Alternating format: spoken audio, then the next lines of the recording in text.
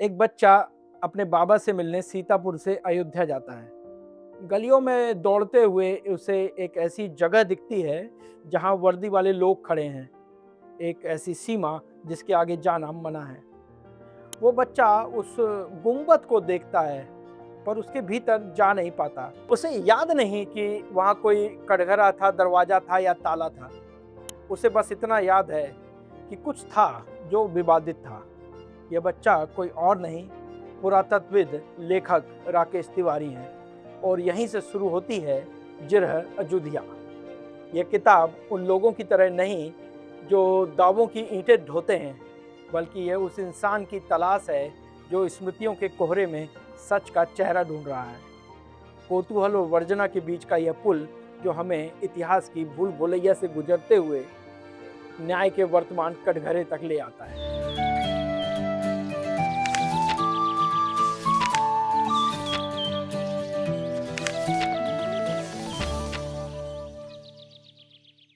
पुरातत्व में एक टर्म होती है, no voodoo archaeology please. Voodoo एक तरह का परंपरा है जो जिसे जादू से जोड़ा जाता है और ये अफ्रीका के देशों में उपयोग में आती है। इसी आधार पे कहा जाता है नो वुडू आर्कियोलॉजी प्लीज, जिसका मतलब होता है पुरातत्व कोई जादू नहीं है। इस पुस्तक की सबसे बड़ी जिरह जमीन के नीचे दबे उन अवशेषों से है जिन्हें हम एनबीपी या चमकीले काले बर्तनों के टुकड़े कहते हैं। लेखक ने 1970 के उस दौर को बड़ी जीवंतता से पकड़ा है जब प्रोफेसर बीवी लाल और उनकी टीम अयोध्या की कोख कुरेद रही थी। यहाँ एक अद्भुत दार्शनिक विरोधाभास उभरता है, श्री राम से पहले श्री कृष्ण। जब लाल साहब ने यह कहा कि पुरातात्विक साक्ष्यों के आधार पर कृष्ण राम से पहले के हो सकते हैं, तो मानो एक भूचाल आ गया। आस्था के पैमानों पर इतिहास को तौलने की यह कोशिश खासी विवादास्पद रही। एक तरह से मानो आस्था और कालक्रम के बीच एक युद्ध सा छिड़ गया। यह किताब बेबाकी से सवाल करती है, क्या 3000 साल पुरानी मिट्टी की परतें उस राम को परिभाषित कर सकती हैं जो अनंत काल से लोक चेतना में बसे हैं? राम से पहले कृष्ण, इन साक्ष्यों के कारण उपजे सामाजिक और धार्मिक स्पंदों का विश्लेषण विस्तार से किया गया है। एक तरह से लेखक खुद को मगराइच के तिवारी या सरयू पारी होने या इक्ष्वाकु वंश के समकालीन जड़ों से जुड़ा हुआ मानते हैं और लेखक अपने ही भरोसे को पुरातत्व की कसौटी पर कसते रहते हैं। इस बीच में दुखी भी होते हैं, लेकिन उम्मीद का दामन भी थामे रहते हैं। ये उम्मीद उन्हें पक्षपाती होने से भी रोक नहीं पाती और वे राम काज करिबे को आतुर वाले मोड में भी रहते हैं। राकेश तिवारी की पुस्तक हमें एक गहरे दर्शन की ओर भी ले जाती है। एक अयोध्या है जो नक्शों, मुकदमों और राजनीति के केंद्र में है, और एक अयोध्या है जो सरयू के घाटों पर खोजेज की 1785 वाली पेंटिंग की तरह ठहरी हुई है, जहां स्वर्ग द्वार घाट की सीढ़ियां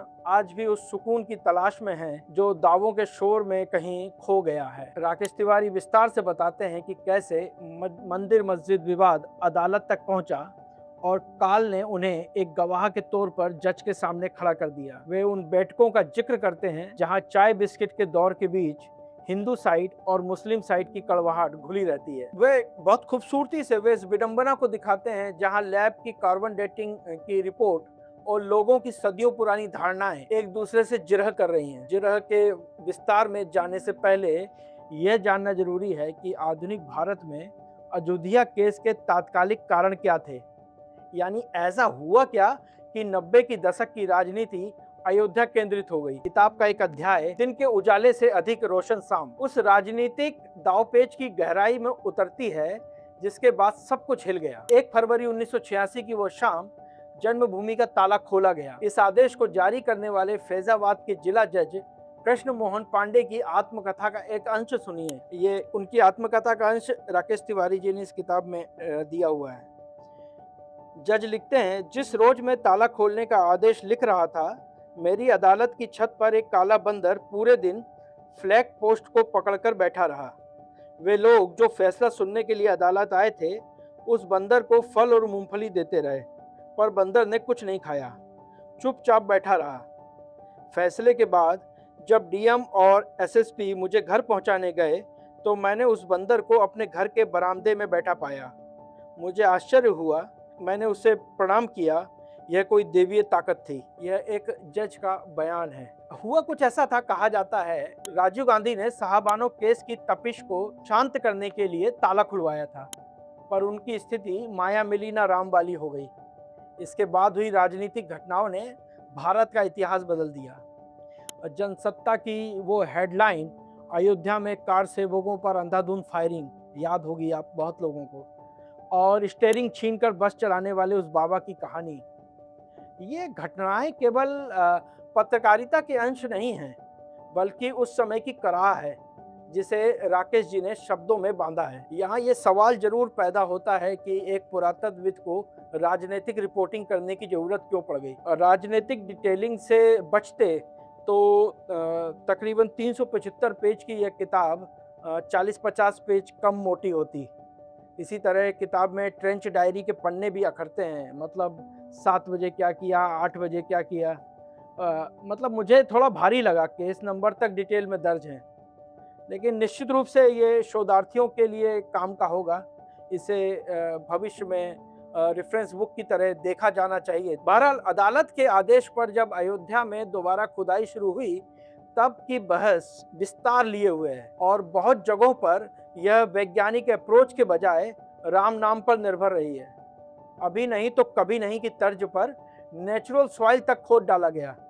खुदाई करने वाली टीम पर भी भारी आरोप लगे। इस खुदाई में कार्बन डेटिंग पर अच्छी और विस्तारित बहस है। मेरे जैसे आम पाठक को भी ये समझ में आ गया कि कार्बन डेटिंग होती क्या है और कैसे होती है। सुन्नी सेंट्रल वक्फ बोर्ड के जफरयाल जिलानी और अब्दुल मन्नान ने शानदार बहस की है।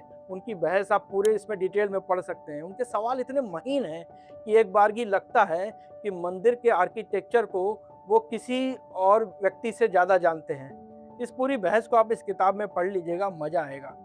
राकेश तिवारी की जिरह केवल विवादों तक सीमित नहीं है, वे उन ऐतिहासिक मौनों पर भी सवाल उठाते हैं और बड़ी बेबाकी से पूछते हैं। रामचरितमानस लिखने वाले गोस्वामी तुलसीदास, जो मलेच्छों के उत्थान पर क्षुब्ध तो थे, पर उनकी अपनी रचनाओं में मंदिर विध्वंस पर चुप क्यों रहे। वे बाबरनामा और आईने अकबरी की कड़ियों को जोड़ते हैं, जहां मंदिर तोड़ने का कोई स्पष्ट जिक्र नहीं मिलता। इस पुस्तक में कोरिया की एक रानी की बड़ी खूबसूरत कहानी है, आप उसको पढ़िए, जिसके बारे में माना जाता है कि उसका संबंध अयोध्या से था और उनकी शादी कोरिया में हुई। ये किताब इस धारणा को भी झुठलाती है कि मध्य गंगा घाटी में बसाहट पश्चिम के बाद आई। ऐसी कई खोजों का जिक्र है जो बताती हैं कि मोहनजोदड़ो से काफ़ी पहले गंगा घाटी में मानव बस्तियां थीं। इन सब के बीच कुछ सुकून देने वाले अध्याय भी हैं, जैसे नवाबों का दौर, सफदरजंग और असफुद्दौला के दीवानों द्वारा मंदिरों के लिए दी गई जमीन और हनुमानगढ़ी के निर्माण में दी गई मदद। यह हिस्सा हमें बताता है कि जिस अयोध्या में आज जिरह हो रही है, उसी की मिट्टी में कभी साझा वजूद भी खुशबुएं लेता था। अंततः यह पुस्तक हमें उस विनीत साकेत की भी याद दिलाती है जिसे कालिदास ने रघुवंशम में उकेरा है। साकेत जो एक मानवीय बस्ती थी जहां बौद्ध, जैन और ब्राह्मण संस्कृतियां साथ साथ पनपी। जिरह अयोध्या पढ़ते हुए महसूस होता है कि अयोध्या महज ईंट और पत्थर का विवाद नहीं है, बल्कि यह हमारे इतिहास की वो प्रयोगशाला है जहां हर दौर ने अपना नया सत्य गढ़ने की कोशिश की है। और सत्य सिर्फ साक्ष्यों में नहीं, यादों में भी होता है। जिरह अयोध्या ये सोचने पर मजबूर करती है कि इतिहास को हमेशा साक्ष्यों की कसौटी पर कसना चाहिए या लोक स्मृतियों का भी अपना एक अलग न्यायालय होता है। अगर आप अयोध्या जी को अनुभव करना चाहते हैं तो जिरह से गुजरिए, क्योंकि मिट्टी झूठ नहीं बोलती। जिरह अयोध्या को राजकमल प्रकाशन ने छापा है, इसे आप जरूर लें। 500 रुपये इसकी कीमत है। किताब और किनारा आपको कैसा लगता है हमें कमेंट बॉक्स में बताइए, और ये भी बताइए कि हम किन किताबों की समीक्षा सुनना चाहते हैं। नमस्कार।